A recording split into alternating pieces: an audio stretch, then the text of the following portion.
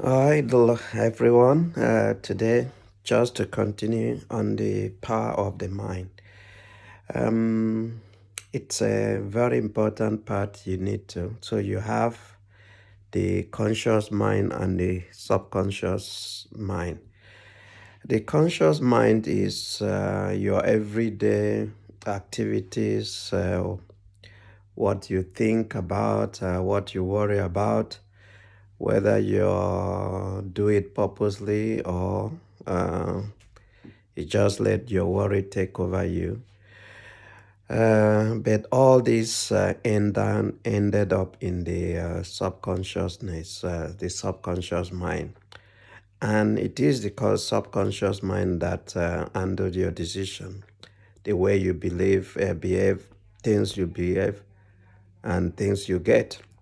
So for you to be able to uh, make sure that you direct what is the stuff in your subconscious mind, you need to purposely say things you want, uh, write your desire, get that desire as big as possible, write it down, and write a statement about what you want to do, how you want to do that, and then you go through every day to read into it. And remember daily when you're expressing things, express in a positive way.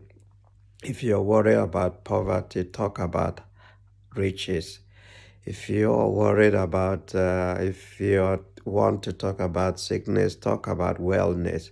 Approach it from the point of wellness.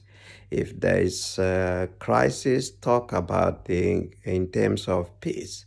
So this way you'll be able to program your subconscious mind with positive things that will, because whatever is build up in the subconscious mind will eventually reproduce itself in a physical aspect, which it thinks. So think positive, act positive, consciously control what goes into your mind. And thank you. That's in today. Bye.